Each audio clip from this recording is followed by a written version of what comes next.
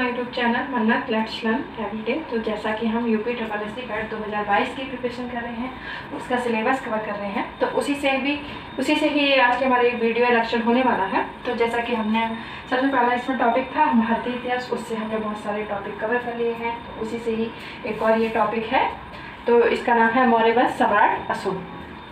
तो भारतीय इतिहास से हमारे 5 नंबर के क्वेश्चन बनेंगे, 5 क्वेश्चन बनेंगे। तो उसी से ये वीडियो होने वाला है। तो बिना किसी देरी के हम अपने इस लेक्चर को आगे बढ़ाते हैं गाइस।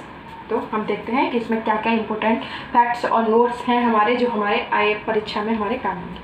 तो हम वीडियो लेक्चर स्टार्ट करते हैं। सबसे पहले मौर्य राजवंश की स्थापना चंद्रगुप्त मौर्य द्वारा हुई थी। विशाखदत्त कृत मुद्रा राक्षस से चंद्रगुप्त मौर्य की विस्तृत सूचना प्राप्त होती है। मुद्रा राक्षस में चंद्रगुप्त को वृषल तथा कुलहीन भी कहा गया है। इसी में है मुद्रा राक्षस। घूर्णिराज ने मुद्रा राक्षस पर टीका लिखी थी। नेक्स्ट विलियम जोन्स पहले विद्वान थे जिन्होंने सैंड्रोकॉट्स की पहचान मौर्य शासक चंद्रगुप्त मौर्य से की। नेक्स्ट है एपियानस तथा प्लूटार्क ने चंद्रगुप्त मौर्य को एंड्रोकॉट्स के रूप में वर्णित किया था। नेक्स्ट जस्टिन ने सैंड्रोकॉट्स चंद्रगुप्त मौर्य की सिकंदर महान की भेंट का उल्लेख किया। नेक्स्ट है कौटिल्य द्वारा जो अर्थशास्त्र की पुस्तक लिखी गई, कौटिल्य पुस्तक अर्थशास्त्र की है जो चाणक्य द्वारा मौर्य काल में लिखी गई थी। अर्थशास्त्र में 15 अभिकरण हैं और ये शासन के सिद्धांतों की पुस्तक है।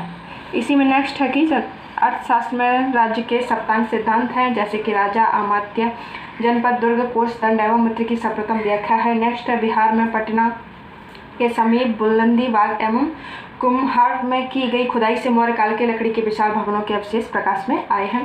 चंद्रगुप्त मौर्य ने दक्षिण भारत की विजय प्राप्त की थी। इसी में नेक्स्ट है कि जैन एवं तमिल साक्ष्य चंद्रगुप्त मौर्य की दक्षिण विजय की ही पुष्टि करते हैं। नेक्स्ट चंद्रगुप्त मौर्य ने सिकंदर के साम्राज्य के पूर्वी भाग के शासक सेल्यूकस की आक्रमणकारी सेना को 305 ईस्वी में परास्त किया और 269 ईसा पूर्व के लगभग अशोक का राज्याभिषेक हुआ। अशोक के अभिलेखों में उसे देवनाम प्रिय, देवाना प्रियदर्शी कहा गया है, जिसका अर्थ होता है कि देवताओं का प्रिय, और पुराणों में उसे अशोक वर्धन भी कहा गया है। इसी में नेक्स्ट है दशरथ भी अशोक की तरह देवनाम प्रिय की उपाधि धारण करता था। अशोक के अभिलेखों में रज्जुक नाम अधिकारी का उल्लेख मिलता है। रज्जुकों की स्थिति मतलब आधुनिक जिलाधिकारी जैसी थी, जिससे राजस्व तथा न्याय दोनों क्षेत्रों में अधिकार प्राप्त थे। इसी में नेक्स्ट है मौर्य काल में व्यापारिक काफिलों मतलब कारवां को सार्थवाहक की संज्ञा दी गई है। नेक्स्ट है सारनाथ स्तंभ का निर्माण अशोक ने कराया था। नेक्स्ट बौद्ध धर्म ग्रहण करने के उपरांत अशोक ने आखिर तथा बिहार में यात्राएं रोक दी थी, क्योंकि उसने उसके स्थान पर धर्म यात्राएं प्रारंभ की थी।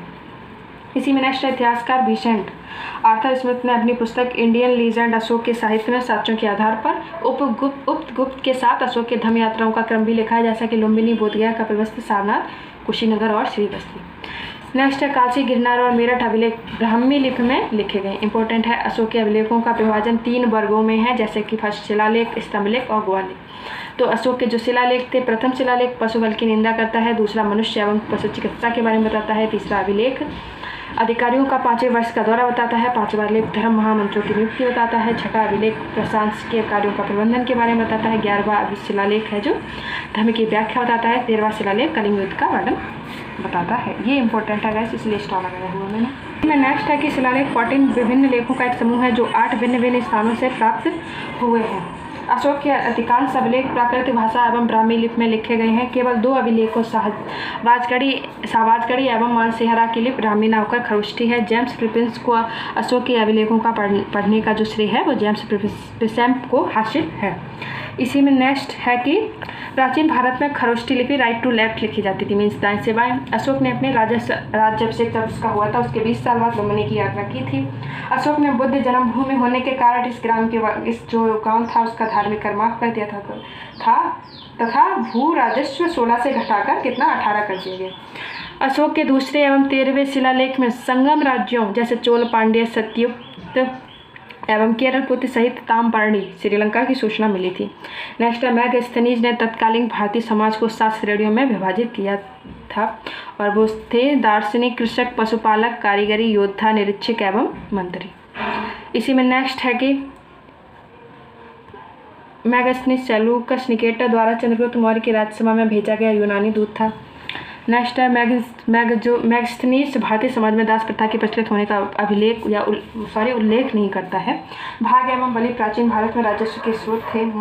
जो मौर्य मंत्र परिषद में राजस्व एकत्र करने का कार्य समाहर्ता के द्वारा होता था। अंतपाल सीमा रक्षक या सीमावर्ती दुर्ग की अभिलेख करता था, जबकि प्रदेशता विषयों का कमिश्नरियों का प्रशासक था। इसी में नेक्स्ट और एंड आखिरी है कि मौर्य युगीन अधिकारी पौतापत्य तौलमान का प्रभारी था, और जो पानियादक्ष वाणिज्य विभाग तथा सोनादक्ष बूचड़ खाने के प्रभावी थे। तो ये अब एंड में उसके मौर्य साम्राज्य के बारे में उसके प्रमुख राजवंश, संस्थापक एवं राजधानियाँ दी गई हैं। तो उनके बारे में ये लिखा हुआ है, जो इम्पोर्टेंट है वही मैंने इसमें ऐड किया हुआ है। तो कुछ ये हैं और कुछ प्रमुख भारतीय दर्शन एवं उनके संस्थापक के बारे में दिया गया है। कुछ प्रांत राजधानी हैं, प्रांत दिए गए हैं मौर्य साम्राज्य के, और उनकी राजधानियाँ दी गई हैं। गुप्तोत्तर काल के मंदिर एवं निर्माण करता। सो आज के लिए बस इतना ही गाइस मौर्य साम्राज्य से। So thank you so much guys for watching this video, and ये सब बहुत इंपॉर्टेंट है हमारे एग्जाम के लिए, तो प्लीज़ गाइस इसे ज़रूर याद कर लीजिए। So thank you so much guys for watching this video.